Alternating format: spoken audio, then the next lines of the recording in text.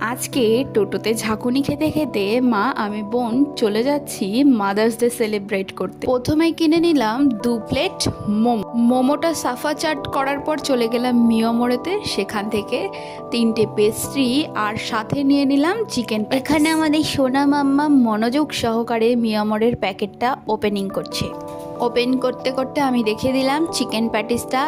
এখানে প্যাকেটটা ওপেন করা হয়ে গেছে। বোনের একটা হেজেলনাট, মায়ের আর আমার হোয়াইট ফরেস্ট, টেস্টি। তারপরে এখানে মা দিদার জন্য নিয়ে নিল দই বড়া, সেটা পার্সেল করে নিয়েছি, সেটাই নিয়ে হাঁটা শুরু করে। এখানে আমি আর বোনও ফুচকা খেয়ে নিলাম, আর ফাও ফুচকা দুটো মায়ের জন্য নিয়ে যাচ্ছিলাম। দেখেছো কত ভালোবাসা।